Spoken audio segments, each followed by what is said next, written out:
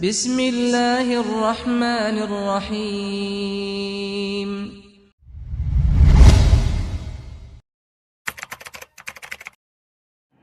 Bismillahirrahmanirrahim. Assalamualaikum warahmatullahi wabarakatuh.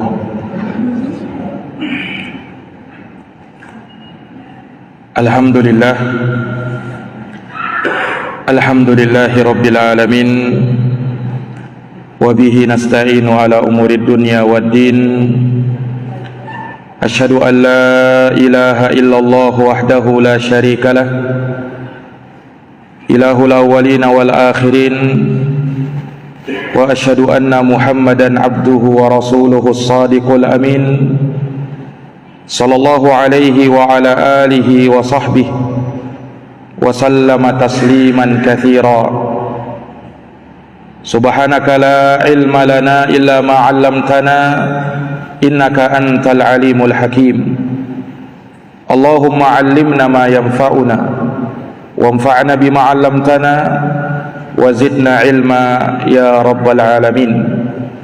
Rabbi shrah li sadri wa yassir li amri wahlul 'uqdatan min lisani yafqahu qawli. Amma ba'd. Ma'asyaral muslimin wal muslimat, hadirin wal hadirat, bapak dan ibu sekalian, jamaah salat maghrib yang dirahmati dan dimuliakan oleh Allah. Alhamdulillah, alhamdulillahi bi ni'matihi tatimmus shalihat. Segala puji hanya bagi Allah yang dengan nikmat-nikmatnya tertunai segala amal-amal kebajikan. Salawat dan salam semoga terhaturkan selalu kepada junjungan kita Nabi Agung, Nabi besar Muhammad sallallahu alaihi wasallam, kepada keluarga dan para sahabat serta orang-orang yang senantiasa meniti jalannya sampai hari kiamat. Ma'asyaral muslimin wal muslimat, bapak ibu yang dirahmati dan dimuliakan oleh Allah. Setiap orang yang beriman tentu mengaku cinta kepada Rasulullah sallallahu alaihi wasallam. Bahkan tidak akan benar cinta kita kepada Allah Subhanahu wa taala sebelum kita mencintai Rasulullah sallallahu alaihi wasallam, bahkan melebihi apapun. Dan cinta kepada Nabi merupakan bahagian dari cinta kepada Allah. Orang yang benar cintanya kepada Allah, maka pasti cinta kepada Nabi. Sebab itu syarat. Orang yang mengaku cinta kepada Allah harus ikut Nabi, harus cinta kepada Nabi. Allah Subhanahu wa taala berfirman di dalam Al-Qur'an, "Qul in kuntum tuhibbunallah fattabi'uni." Katakan wahai Muhammad, jika kamu mengaku cinta kepada Allah, jika kamu mengaku cinta kepada Allah, maka syaratnya fattabi'uni, ikuti Nabi, ikuti Rasulullah sallallahu alaihi wasallam. Konsekuensinya cintai Nabi. Ketika kalian cinta kepada Nabi, ikut kepada Nabi, maka barulah Allah Subhanahu wa taala akan membalas cinta kalian. Yuhibbukumullah, Allah akan cinta kepada kalian. Wa yaghfir lakum dunubakum, dan akan mengampuni dosa-dosa kalian. Wallahu ghafurur rahim, dan Allah Maha Pengampun lagi Maha Penyayang. Kecintaan kita kepada Nabi harus melebihi apapun. Melebihi cinta kita kepada keluarga kita, melebihi cinta kita kepada kedua orang tua kita, melebihi cinta kita kepada daripada anak istri kita, dari harta kita, bahkan dari apapun. Kapan ada orang lebih cinta kepada keluarganya daripada Nabi, belum benar imannya. Rasulullah pernah bersabda, la yu'minu ahadukum hatta akuna ahabba ilaih min walidihi wa waladihi wan nasi ajma'in. Tidak beriman salah seorang dari kalian, kata Nabi, sampai saya lebih dia cintai, melebihi bapaknya, melebihi anaknya, bahkan melebihi seluruh manusia. Sayyidina Umar bin Khattab radhiyallahu an pernah datang kepada Nabi. Kemudian Sayyidina Umar berkata, "Ya Rasulullah, sesungguhnya engkau adalah orang yang paling kucintai kecuali diriku." Kata Umar begitu, "Engkau ya Rasul adalah orang yang paling aku cintai kecuali diriku." Yani Umar ketika itu menyatakan dia lebih cinta terhadap dirinya. Maka mendengar itu Rasul tegur Sayyidina Umar, "La ya Umar, bukan seperti itu wahai Umar. Hatta akuna ahabba ilaika min nafsik." Nanti benar iman kamu sampai kamu wahai Umar mencintai saya bahkan melebihi terhadap dirimu sendiri. Kecintaan kamu kepada saya wahai Umar harus melebihi kecintaanmu terhadap dirimu sendiri. Maka mendengar itu Sayyidina Umar langsung mengatakan, "Al-ana ya Rasulullah, la anta ahabbu ilayya min nafsi." Sekarang ini ya Rasulullah, aku katakan bahwa engkau lebih aku cintai bahkan melebihi diriku sendiri. Maka Rasulullah mengatakan, "Al-ana ya Umar." Nah, baru sekarang wahai Umar, imanmu benar. Ini para jamaah yang dirahmati dan dimuliakan oleh Allah. Maka cinta kepada Nabi SAW adalah perkara yang harus kita wujudkan. Akan tetapi tentu setiap orang beriman kalau ditanya cinta tidak sama Nabi, pasti dia akan jawab, saya cinta kepada Nabi. Namun yang luar biasa itu kalau Nabi cinta kepada kita, oh ini luar biasa. Sehingga bukan sekedar pengakuan kita cinta kepada Nabi, tapi Nabi pun cinta kepada kita. Ini yang luar biasa. Dan di sana ada mereka-mereka yang dicintai oleh Nabi sallallahu alaihi wasallam. Dari kalangan para sahabat secara umum Nabi itu cinta kepada umatnya. Tapi ada orang-orang yang Nabi nyatakan kecintaan kepada dia. Dan itu ada pada banyak para sahabat Nabi. Salah satu dari mereka yang akan kita kaji, yang akan kita bahas sedikit tentang biografinya adalah sahabat yang mulia Sayyiduna Hamzah bin Abdul Muttalib radhiyallahu ta'ala anhu. Hamzah bin Abdul Muttalib, nama lengkap beliau Hamzah bin Abdul Muttalib ibni Hashim bin Abdi Manaf. Beliau ini anak dari kakeknya Nabi Abdul Muttalib. Berarti beliau adalah pamannya Nabi sallallahu alaihi wasallam. Jadi Hamzah bin Abdul Muttalib saudaranya Abdullah, saudara bapaknya Nabi. Berarti Hamzah adalah pamannya Nabi sallallahu alaihi wasallam. Hari ini kita akan bahas, malam ini kita akan bahas tentang pamannya Rasulullah ini. Para jamaah yang dirahmati dan dimuliakan oleh Allah, Hamzah bin Abdul Muttalib selain pamannya Nabi, beliau juga adalah saudara sepersusuannya Nabi. Hamzah bin Abdul Muttalib ini, beliau pamannya Nabi, tapi di samping itu beliau juga saudara sepersusuannya Nabi. Karena Nabi dan Hamzah ketika masih kecil menyusu dengan wanita yang sama yang bernama Suwaibah, budak perempuannya Abu Lahab. Makanya secara tegas Rasulullah sallallahu alaihi wasallam pernah bersabda, Hamzah ibnu Abdul Muttalib akhi minar radha'ah. Kata Nabi, Hamzah bin Abdul Muttalib itu beliau adalah pamanku sekaligus saudara sepersusuanku. Saudara sepersusuanku.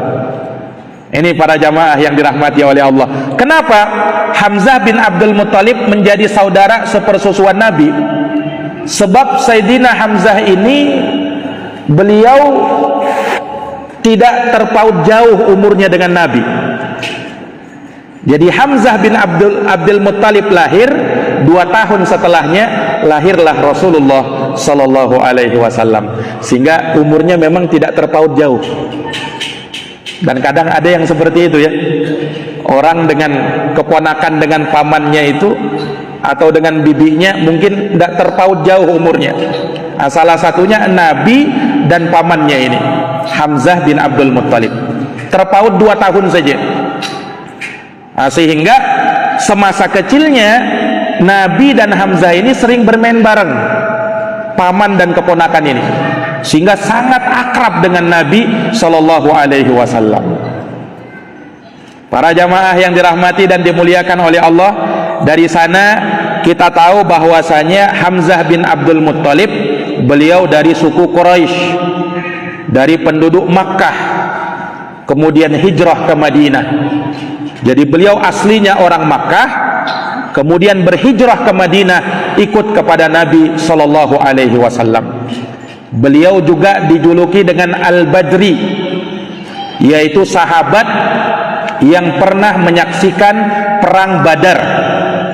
Dan tentu dimaklumi keutamaan sahabat-sahabat yang dulu pernah menyaksikan perang Badar, perang pertama yang terjadi antara Nabi dengan orang-orang kaum musyrikin Quraisy. Dijanjikan dengan ampunan, dijanjikan dengan surga.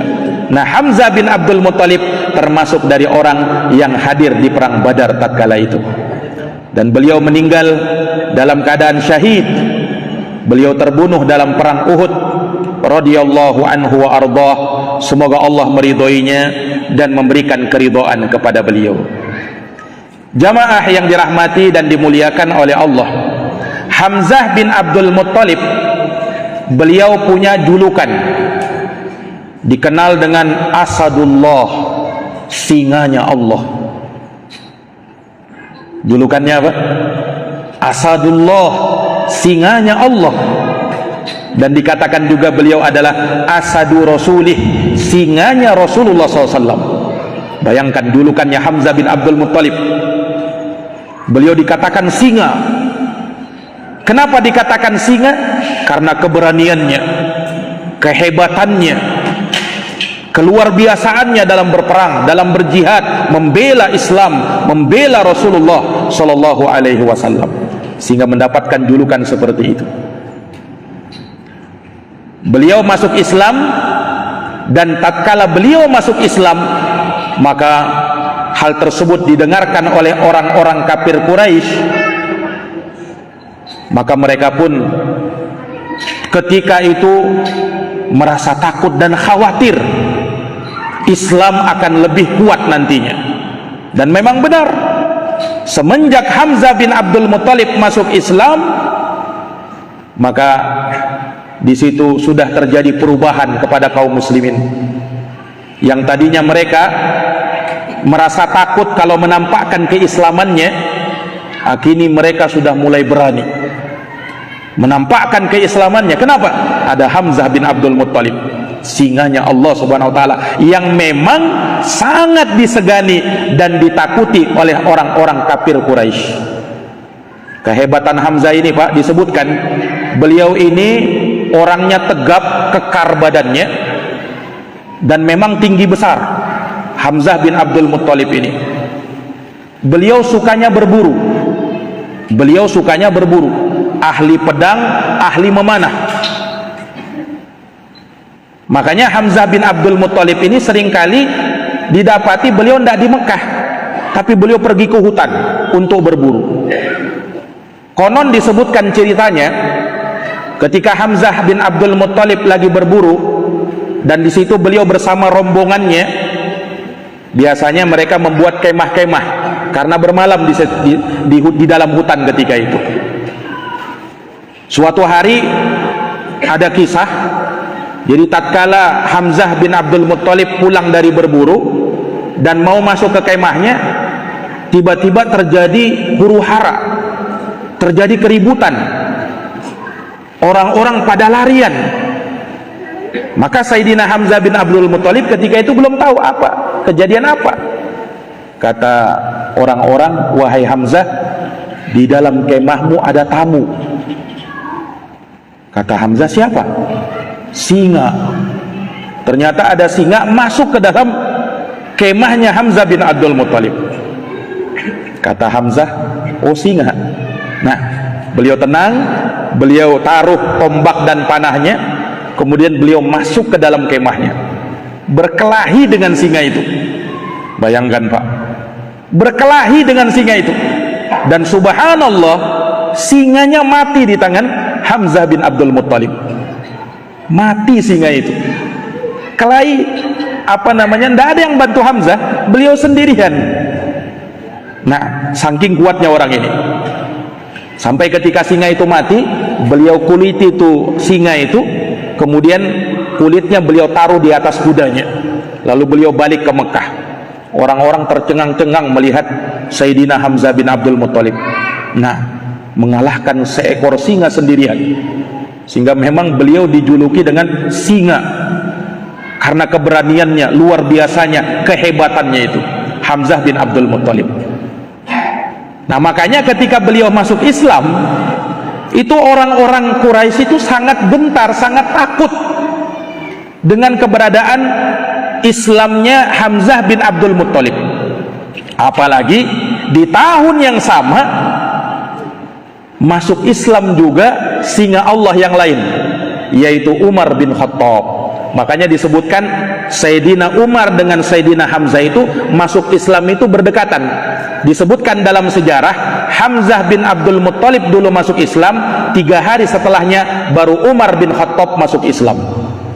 Oh, semakin kuat Islam, sehingga sebagian mengatakan pada saat mereka berdua masuk Islam, barulah kaum muslimin bisa berjalan dengan kepala yang tegak. Ya, maksudnya mulai berani untuk menampakkan keislamannya, tidak ada lagi yang dikhawatirkan. Kenapa? Hamzah dan Umar radhiyallahu anhuma, keduanya berada di dalam agama Islam. Ini para jamaah yang dirahmati dan dimuliakan oleh Allah. Disebutkan dalam sejarah bahwasanya Hamzah bin Abdul Muttalib itu masuk Islam di tahun ke-6 setelah kenabian. Di tahun ke-6 setelah kenabian baru Hamzah bin Abdul Muttalib masuk Islam. Dan ada ceritanya. Jadi memang Hamzah bin Abdul Muttalib di awal-awal Nabi mendakwahkan Islam, Hamzah belum mau masuk Islam ketika itu. Beliau masih merenung, beliau masih berpikir apakah harus meninggalkan agama nenek moyang. Nah, sehingga ketika itu beliau belum mau masuk Islam. Sampai suatu ketika Nabi SAW mendakwahkan Islam kepada orang-orang kafir Quraisy, dan di antara orang yang paling besar permusuhannya kepada Nabi, mungkin kita kenal semua namanya, Abu Jahal, bapaknya kebodohan. Abu Jahal itu artinya apa? Bapaknya kebodohan. Dulunya sewaktu dia belum Islam, dulunya Abu Jahal ini dulunya bernama Abu Jahal di masa jahiliyah. Abul Hakam namanya, bapak kebijaksanaan. Dulunya Abu Jahal ini. Ketika dia besar permusuhannya kepada Nabi, maka dijulukilah dia dengan Abu Jahal, bapaknya kebodohan. Nah, suatu ketika Abu Jahal ini melihat Nabi sedang berada di Bukit Sofa mendakwahkan Islam. Maka Abu Jahal datang, tiba-tiba langsung mencerca Nabi, mencela Nabi, habis-habisan dicelanya Nabi. Semua kamus-kamus kotor yang ada pada diri Abu Jahal itu ditumpahkannya kepada Nabi. Nabi hanya diam, Pak. Nabi hanya diam ketika itu. Nabi tidak ladeni Abu Jahal ini. Subhanallah. Sampai ketika itu dilukai Nabi SAW, Nabi tetap diam. Maka melihat itu, ada seorang budak yang melapor kepada Hamzah bin Abdul Muttalib. Melapor dia kepada Hamzah, datang kepada Hamzah. Hamzah ketika itu habis berburu, kebetulan datang habis berburu. Maka budak ini datang kepada Sayyidina Hamzah. Wahai Hamzah, katanya, apakah kamu tidak tahu keponakanmu Muhammad itu sedang dicela habis-habisan oleh Abu Jahal? Maka Hamzah bin Abdul Muttalib tanya, terus apa yang dilakukan oleh Muhammad? Kata budak ini, Muhammad cuma diam, mendengarkan ocehan, celaan, cercaan Abu Jahal. Muhammad cuma diam. Terus apa yang terjadi setelah itu? Kata Hamzah, ya setelah itu Abu Jahal pergi sambil tertawa, dia merasa puas dengan cercaannya itu, maka dia kembali pulang. Maka mendengar itu, Pak, Hamzah bin Abdul Muttalib, ketika itu beliau belum masuk Islam ini, tapi jiwa pamannya mendengar keponakannya sedang dicerca, beliau marah, datang kepada Abu Jahal. Ketika itu Abu Jahal sedang kumpul-kumpul bersama dengan kafir Quraisy yang lain. Dia ketawa, cengengesan, dia ketawa, bercanda dengan teman-temannya. Datang Hamzah bin Abdul Muttalib sedang bawa panah ini, bawa busurnya. Datang di hadapan Abu Jahal, langsung disabetkannya apanya tadi, busurnya tadi kepada Abu Jahal, sampai berdarah keningnya si Abu Jahal itu. Hamzah bin Abdul Muttalib marah sampai beliau berkata, apakah kamu yang mencela keponakan saya? Apakah kamu cela dia sementara saya berada di atas agamanya? Marah Hamzah bin Abdul Muttalib, padahal ketika itu beliau belum masuk Islam. Tapi saking marahnya dan saking cintanya kepada Nabi Muhammad, keponakannya, beliau sampai ungkapkan perkara itu. Aku ini sudah berada di atas agamanya dia. Coba kau ucapkan itu kepadaku, kata Hamzah bin Abdul Muttalib. Tidak berani Pak Abu Jahal, mau melawan singa, tidak berani Abu Jahal. Diam aja Abu Jahal. Ketika itu teman-temannya Abu Jahal mau mengeroyok Hamzah. Tapi Abu Jahal, kata Abu Jahal, biarkan dia. Memang aku salah, katanya. Aku memang telah mencerca habis-habisan tadi keponakannya. Memang aku yang salah. Tidak berkutik, Pak. Abu Jahal terdiam, dalam keadaan berdarah dipukul sama Sayyidina Hamzah bin Abdul Muttalib. Maka ketika itu sudah puas rasanya Hamzah bin Abdul Muttalib, maka beliau lihat ada pasir di situ, beliau tendang sampai debunya kena ke mukanya orang-orang kafir Quraisy termasuk Abu Jahal ketika itu. Baru beliau pulang. Subhanallah. Jadi ketika itu beliau belum masuk Islam ya. Tapi subhanallah, jadi dari kejadian itu menjadi wasilah bagi beliau sehingga beliau akhirnya masuk Islam. Beliau berpikir, tadi saya mengucapkan kalimat, sebenarnya saya bohong tadi itu. Saya belum berada di atas agamanya Nabi Muhammad. Tapi beliau berpikir dan merenung, terus merenung, akhirnya datang kepada Nabi dan bersyahadat di hadapan Nabi. Mulai saat itulah Hamzah bin Abdul Muttalib beliau masuk Islam. Dan para sahabat ketika itu bersorak takbir mereka mendengarkan keislamannya sahabat Hamzah bin Abdul Muttalib yang tidak lain dan tidak bukan merupakan pamannya Rasulullah sallallahu alaihi wasallam. Ini para jamaah yang dirahmati dan dimuliakan oleh Allah. Maka ini tentang keislamannya Hamzah bin Abdul Muttalib. Para jamaah yang dirahmati dan dimuliakan oleh Allah,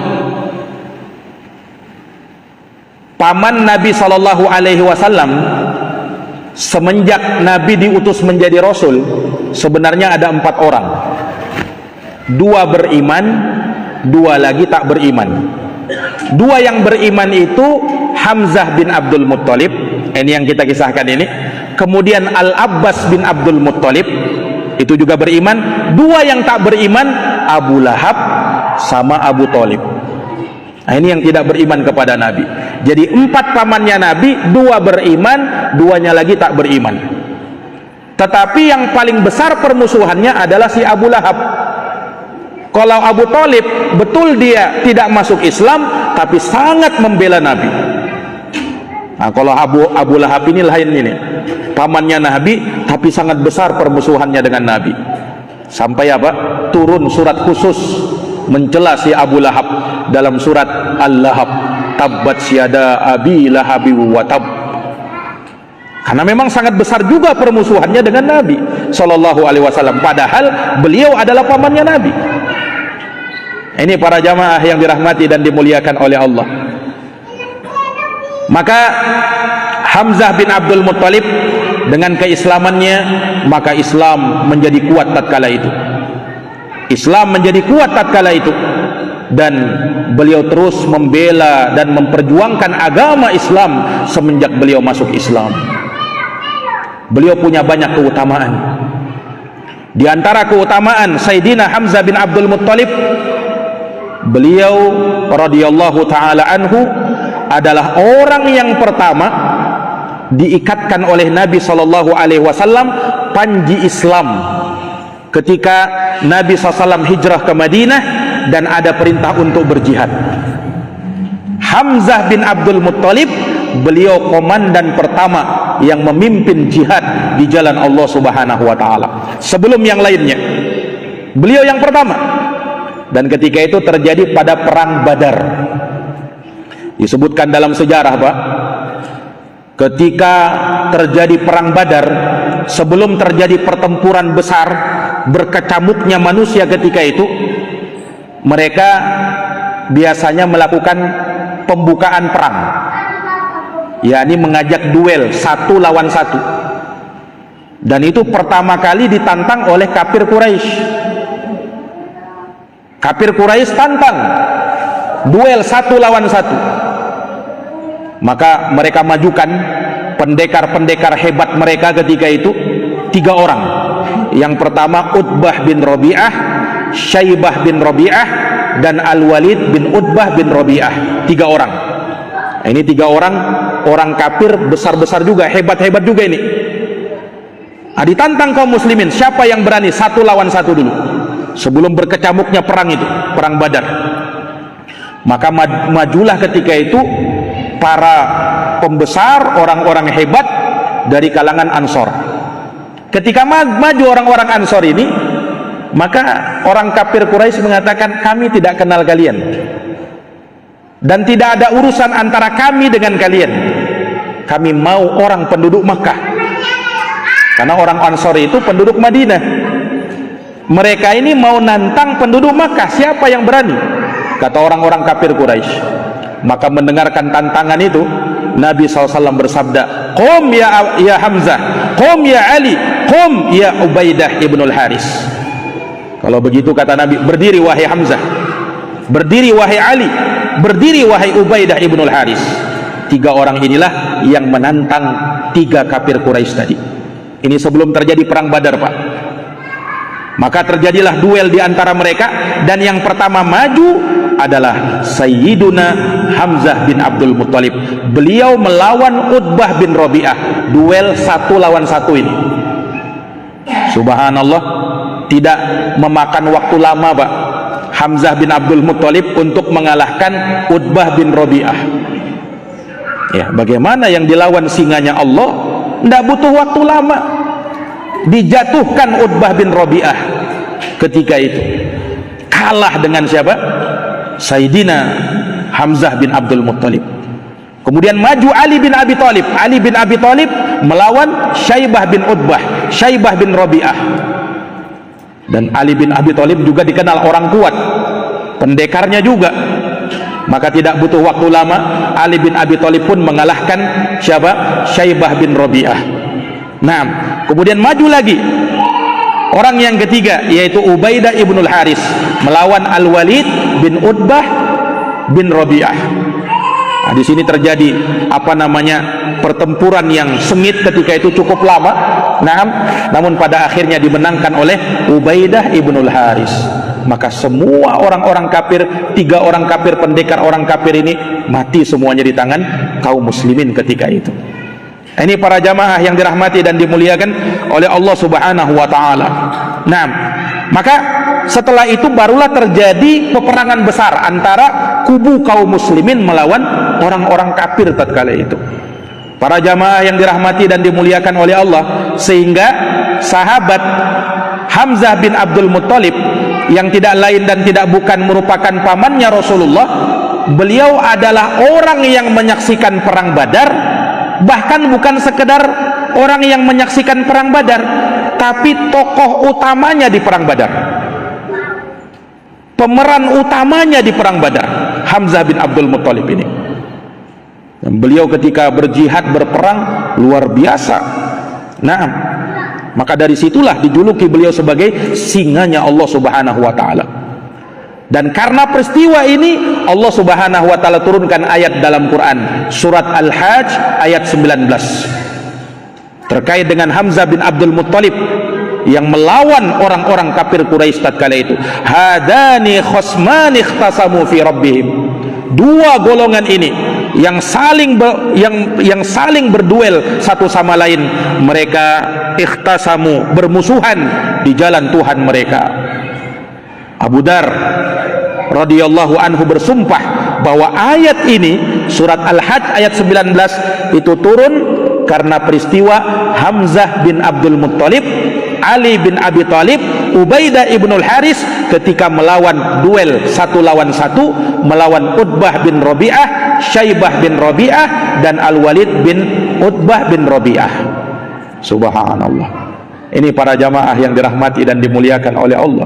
Dan memang dalam perang Badar itu kan, ya, Allah Subhanahu wa taala memberikan kemenangan besar bagi kaum muslimin. Bayangkan pentolan-pentolan kafir Quraisy tewas di perang Badar. Orang-orang besar mereka. Padahal jumlah pasukan kaum muslimin sedikit ketika itu. Allah sebutkan dalam Quran, "Walaqad nasarakumullahu bi Badrin wa antum adillah." Sungguh Allah telah memberikan pertolongan kepada kalian kaum muslimin di saat perang Badar. Padahal kalian kaum muslimin di perang Badar ketika itu dalam kondisi lemah. Artinya dari sisi jumlah tidak sebanding dengan kafir Quraisy, Pak. Kaum muslimin cuma sekitar 300 orang, tepatnya sekitar 313 orang, sementara kafir Quraisy jumlahnya 1000 orang. Jumlahnya sekitar 1000 orang, melawan cuma 300 orang. Tapi subhanallah, Allah berikan kemenangan kepada kaum muslimin tatkala itu. Dan orang-orang yang hadir di perang Badar dipuji oleh Allah dalam Al-Quran, dijanjikan ampunan dan dijanjikan surga. Sampai Nabi pernah bersabda, la yadkhulan nara ahadun syahida badra. Tidak akan masuk neraka seorang pun dari sahabatku yang dia menghadiri perang Badar. Dan termasuk yang menghadiri perang Badar adalah Sayyiduna Hamzah bin Abdul Muttalib radhiyallahu taala anhu. Para jamaah yang dirahmati dan dimuliakan oleh Allah, selain beliau hadir di perang Badar, Hamzah bin Abdul Muttalib juga hadir di perang Uhud. Beliau berjihad, berperang di hadapan Nabi SAW. Dan dimaklumi ya, di perang Uhud lagi-lagi tidak sebanding sebenarnya jumlah kaum muslimin dengan orang-orang kafir. Tadinya jumlah kaum muslimin sekitar 1000 orang, Pak. Sekitar 1000 orang, bertambah. Dari perang Badar cuma 300, sekarang 1000 orang. Tetapi orang-orang munafikin yang ada ketika itu di barisan kaum muslimin menghasut sebagian kaum muslimin, sehingga ada sekitar 300 orang yang pulang ke Madinah, tidak jadi perang. Maka yang tadinya kaum muslimin berjumlah 1000 orang, tinggal 700 orang. Tinggal 700 orang menghadapi orang-orang musyrikin yang jumlahnya sekitar 3000 orang. 700 lawan 3000, Pak. Subhanallah. Gara-gara ada 300 orang yang lari ketika itu, gara-gara hasutan Abdullah bin Ubay bin Salul, tokoh pembesar gembongnya kaum munafikin ketika itu. Tapi Nabi SAW dan para sahabat yang lain tidak surut semangatnya. Walaupun kita 700 orang melawan 3000 orang, tetap kita akan menang. Maka jamaah sekalian yang dirahmati oleh Allah, Nabi ketika itu mengatur siasat. 50 orang dari 700 orang ini Nabi tempatkan di bukit. Ini pasukan pemanah yang handal ketika itu. Nabi berpesan kepada mereka, jangan kalian turun walaupun kalian melihat kemenangan. Maka berperanglah, terjadi peperangan. Tadinya kaum muslimin berhasil memukul mundur pasukan kafir Quraisy, sehingga mereka pun lari kocar kacir ini orang-orang kafir Quraisy. Tapi subhanallah, ketika itu sahabat yang 50 orang, sekitar 50 orang yang ditempatkan oleh Nabi di atas bukit, mereka melihat sudah menang ini, akhirnya mereka turun, padahal Nabi sudah larang, tapi mereka tetap turun.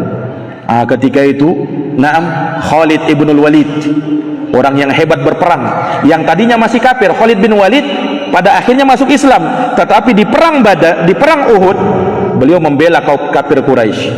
Beliau pun tarik pasukannya untuk memutar, kemudian menghantam kaum muslimin dari belakang. Ketika itulah banyak dari kaum muslimin yang terbunuh pada saat itu di perang Uhud. Sehingga banyak dari para ulama yang menyebutkan di perang Uhud kaum muslimin ketika itu mengalami kekalahan. Sekalipun kata ulama tidak sedikit juga dari kafir Quraisy yang terbunuh di perang Uhud ketika itu. Para jamaah sekalian, termasuk yang terbunuh di perang Uhud adalah Sayyiduna Hamzah bin Abdul Muttalib. Beliau terbunuh di perang Uhud. Beliau orang yang kuat memang, tetapi memang ada seorang yang diutus yang memang cuman mau ngincar Hamzah bin Abdul Muttalib, namanya Wahsy. Orang inilah yang memang dipesan supaya sasarannya adalah Hamzah saja, dan dijanjikan kalau kau berhasil membunuh Hamzah maka engkau akan dibebaskan dari perbudakan. Dia sebelumnya adalah seorang budak, Wahsy ini. Maka memang dia incar. Kalau berhadapan satu lawan satu, tidak berani Wahsy lewat lawan singa Allah. Tapi memang dia licik ya ketika itu. Kemudian memang mengintai Hamzah bin Abdul Muttalib pakai tombaknya, dan dia memang ahli menombak Wahsy ini. Maka ketika perang sedang berkecamuk, Hamzah bin Abdul Muttalib dengan gagah beraninya berjuang melawan kafir Quraisy ketika itu. Tetapi ketika beliau lengah, maka Wahsy menombakkan tombaknya ke dalam perut, tepat di perutnya siapa? Hamzah bin Abdul Muttalib. Dan disitulah beliau gugur radhiyallahu taala anhu. Para jamaah yang dirahmati dan dimuliakan oleh Allah, mendengar Hamzah bin Abdul Muttalib meninggal dunia, gugur ketika itu, hati Nabi SAW sangat bersedih. Sangat bersedih Nabi SAW. Pamannya yang sangat membelanya, orang yang sangat dicintai oleh Nabi SAW, gugur di medan jihad. Gara-gara siapa? Wahsy ini. Subhanallah. Tapi Pak, hidayah itu tidak kemana-mana. Wahsy, pembunuhnya pamannya Nabi, Hamzah bin Abdul Muttalib, akhirnya masuk Islam. Akhirnya masuk Islam beliau, Wahsy ini. Dan itu terjadi ketika Fathu Makkah. Terjadi pada saat Fathu Makkah. Wahsy ini sebenarnya lari, takut dengan Nabi SAW karena membunuh pamannya. Tetapi dikatakan kepada Wahsy, wahai Wahsy, Nabi ini orangnya kalau kau bertaubat dia akan memaafkanmu. Kalau kau bertobat dia akan memaafkanmu. Mendengarkan itu, Wahsy datang kepada Nabi, mengakui kesalahannya, bertaubat, bersyahadat di hadapan Nabi.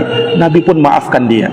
Tetapi Nabi SAW berkata kepada Wahsy ini, wahai Wahsy, hendaknya engkau menyingkir dari wajahku. Aku kalau melihat wajahmu, aku ingat kepada pamanku. Nabi maafkan Wahsy, tapi beliau ketika melihat Wahsy, beliau selalu teringat dengan siapa? Pamannya yang sangat dicintainya. Sehingga ketika itu Wahsy pun tidak berani hadir di hadapan Nabi SAW. Ketika Nabi ada, Wahsy selalu apa? Selalu bersembunyi. Tapi subhanallah, sebagai bayarannya, sebagai tebusannya, Wahsy berhasil membunuh seorang yang paling buruk, yaitu Musailamah Al-Kadzdzab. Itu yang orang yang mengaku Nabi itu Pak, di masa Rasulullah SAW. Di masa Abu Bakar, Wahsy berhasil membunuh Musailamah Al-Kadzdzab. Bahkan Wahsy berkata, aku telah membunuh orang yang terbaik dalam Islam, kata Wahsy, yaitu pamannya Nabi Hamzah bin Abdul Muttalib, dan aku juga berhasil membunuh orang yang paling terburuk di muka bumi, yaitu Musailamah Al-Kadzab yang mengaku Nabi setelah Rasulullah sallallahu alaihi wasallam. Subhanallah. Para jamaah yang dirahmati dan dimuliakan oleh Allah Subhanahu wa taala. Nah, lebih tragis lagi, pamannya Nabi Sayyidina Hamzah bin Abdul Muttalib ketika meninggal, Pak, beliau itu disebutkan dalam riwayat itu dimutilasi, Pak, dicincang daging kulit beliau dan daging beliau, sampai tidak ada seorang pun yang bisa mengenali Hamzah bin Abdul Muttalib kecuali saudarinya Sofiyah bin Abdul Muttalib, bibinya Nabi SAW. Sofiyah yang berhasil mengenal, ini saudaraku, ini Hamzah bin Abdul Muttalib. Beliau dicincang, bahkan disebutkan dalam satu riwayat itu jantungnya, hatinya itu terbuka dan dimakan oleh seorang wanita yang bernama Hindun. Saking dendamnya dia dengan Hamzah bin Abdul Muttalib. Nabi SAW ketika itu mendengar kepergian pamannya, gugurnya pamannya, beliau sangat bersedih ketika itu. Kehilangan sosok orang yang sangat mulia, orang yang sangat melindungi Nabi sallallahu alaihi wasallam, dan beliau radhiyallahu anhu mati sebagai seorang syahid, gugur sebagai seorang syahid. Bahkan Nabi mengatakan Hamzah bin Abdul Muttalib sayyidus syuhada indallahi yaumal qiyamah. Beliau adalah pimpinannya orang yang mati syahid nanti pada hari kiamat. Hamzah bin Abdul Muttalib itu pimpinannya orang yang mati syahid. Bayangkan, yang mati syahid saja itu sangat besar keutamaannya kan. 6 keutamaan disebutkan oleh Nabi. Pada awal kematiannya diampuni dosanya, kemudian diperlihatkan tempat duduknya di dalam surga, dilindungi dari azab kubur, kemudian dihindarkan, mendapatkan keamanan di hari yang ketika itu terjadi ketakutan yang besar, diletakkan di atas kepalanya mahkota kemuliaan yang punya permata yang sangat banyak, yang satu permatanya saja kata Nabi lebih baik daripada dunia dan seisinya. Kemudian orang yang mati syahid akan dinikahkan dengan 72 bidadari dari bidadari surga. Itu orang yang mati syahid.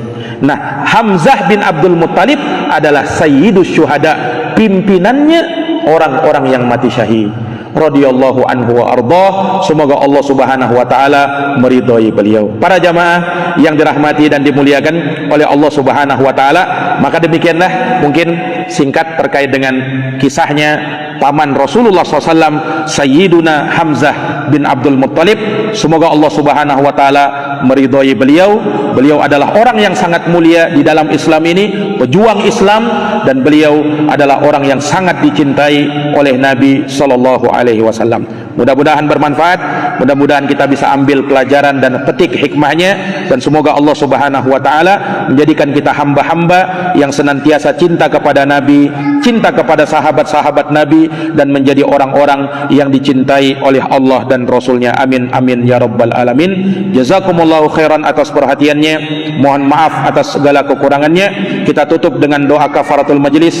Subhanakallahumma wa bihamdika asyhadu an la ilaha illa anta astaghfiruka wa atubu ilaik. Subhana rabbika rabbil izzati amma yasifun wa salamun alal mursalin walhamdulillahi rabbil alamin.